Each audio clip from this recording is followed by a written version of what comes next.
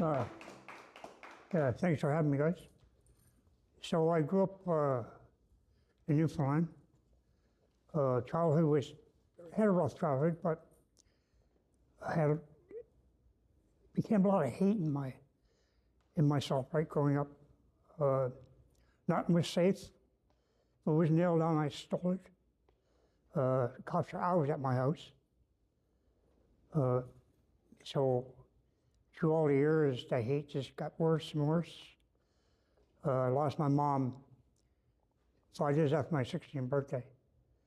And then I was like on the warpath then, right? I blamed myself, I blamed everybody. So at age 18, Dad told me to leave. I left, I went to Toronto, and that's where it all started. The hate started coming out of me. I got into everything. Drugs, dealing, whatever it was, to make money. Didn't care about nothing, didn't care about anybody myself. I was probably blind, you know. All through those years, ended up going to prison. I've been through, right from Newfoundland up to here, all the prisons, pretty well. Just something about living, I lived under bridges, slept in graveyards. To me, that was peace. Be away from everybody. When you hate yourself the way I hated myself, I didn't feel I was worth the time or the energy from anyone. Even when I was in prison, I did a lot of time in SAG. I just wanted to be alone. I did years in SAG. I carried all that hate, man, all those years, and didn't really understand what it was doing to me, right? My family, they never gave up on me. Every time I get out, I go on the run, so I had rope squad looking for me, but they could never find me. Anyway, I would go back home to Newfoundland, and my dad, open arms, come on in, Tom, and never questioned why I was home. But that hate I still carried, right, towards him. In '93, I got out and I went home. And my dad was a master carpenter, a boat builder. And we were building boats together. And that's the first time in my life where he ever said to me that he loved me. And I said, I love you. But of course, that didn't last long. I left home again, got picked up in Toronto, back inside. So it was like a continuous thing, right? I get out, go on the run, more time, go back in. So in my last test was 12 years for jewelry stores. I went back in, I went to Collins Bay. And it's the same old thing, right? Lock up, whatever. But when I got out, 2019, April 9th, I went to Ryandale House. And I remember first getting there, getting out of the cab. There used to be a big tree right in front of the house.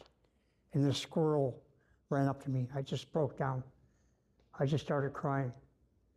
It was like freedom, you know? Like just that weight was gone. And I started to get my life straightened out. It was rough, man. It was really rough. Because I had to get used to everything, right? Cell phones and everything, even just the little things. Ended up taking a native program. And that helped me to understand myself, helped me to understand people, got rid of all that hate I had for me. And believe me, when I say got rid of the hate, it did, right? Because I looked at myself different, I looked at other people different. And I was at Ryandale for almost 3 years, 2.5 years. I did my program and I decided to stay out, and I did. I've been out 7 years now. And it's the best 7 years I had in my life. I met Kevin, he was over there, you know, we had some good talks. You know, but, you know, I'm not ashamed of my life. You can't be ashamed of your life. Things happen in your life, right? But if you carry hate, get rid of him, because it'll destroy you, man. It will destroy you. So anyway, I end up getting a place to live with Patricia here. I take care of her, I take care of the house. I make sure nobody bothers her. You know, we got a good relationship. I got my family back in my life. I always had my family, but what I mean, I got my family in my life now. They respect me, I respect them, I love them, they love me, right? I have people in my life now that respect me and I respect them. Go for coffee, you know, go to lunch. But there's times too where the old Tom comes back and I say to myself, well, you know, you can go to Toronto, man, you can make a bit of money you want, right? But I know I can't. Because I was told by the judge the last time, she said to me, if I see you again or hear of your name again, like the Crown won in 25 years the last time for my jewelry stores. Like they had, like I got a bad sheet, right? But I ended up getting 12 and a half. But it just, now I got no time for it no more. I don't want to be around people that are negative. Don't get me wrong, we all have our problems, right? You know, we all go through life with different things. But I don't really want to be around that anymore. And if I can help somebody, you know, buy them a coffee or whatever, I will. I never did that before. You know, it was too much of a hassle. But now, yeah, it's good. I got a good life, man, you know. It's not perfect, never will be perfect. But you can have it too, if you really want it, right? If you really want to put the time in to change your life, you'll do it. Because you'll see the benefits, right? You know, I used to say to myself inside, oh, when I get out, this time is going to be different. Never was. It's the same old story, right? You know, I didn't want to do nothing. I just turned 65, so I get my old age pension at the end of the month. Never to see that coming. I thought I would have been dead. You know, cocaine was my friend, right? Cocaine was my buddy. I don't like really talking about my past, but I remember going home in '93. I had coke on me, and 3 o'clock in the morning, Dad looked at me. I had a big beard, long hair, dirty. I smelled. And he said, "Take a shower. Come out. I'll make you breakfast." And that's what he did. And I fell asleep in this little chair in our living room. I guess I was asleep for a couple of days, I guess. And I come to, my sister was having tea with him. And I went in the washroom. For some reason, man, I reached in my pocket. And I hauled a little baggie, right? And I went, wow. And I threw it in the toilet. And that's the last time I ever looked at it.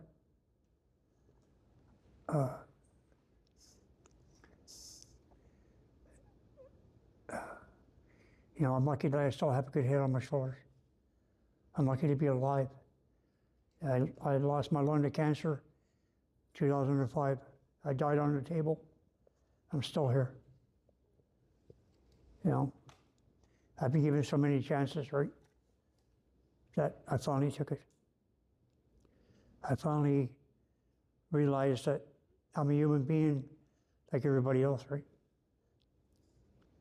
See, my thought was, I was just an animal, right? And that's the way I thought about me. You know, from living outside under bridges and living in a cage. But I'm not that animal anymore. I respect myself and I love myself now. I look in the mirror, I like who I see now, right? And that's what it's all about. You know, it's all about liking you. If you can't like you, nobody else is going to like you. If you can't respect you, nobody else is going to respect you. You know, I see probably a lot of you guys been through some life I went through, you know, and it's nice to see you here. You know, it's nice to see it, that you're taking care of yourself. That's what it's all about, man, taking care of you. You know, you gotta do it, because if you don't, nobody else is gonna do it for you, right? But, you know, I'm thankful I'm here. I'm thankful I spoke. You know, I don't wanna keep it long, but I just wanna let you know that you can do it if you really want to. You know, you can do anything in the world, like you can do anything in your life you want to. And don't let anybody tell you different. You know? Believe in you. That's what it's all about, right? Respect yourself, love yourself, and believe in what you can do for yourself. And that's all I have to say, guys. Thanks so much for having me.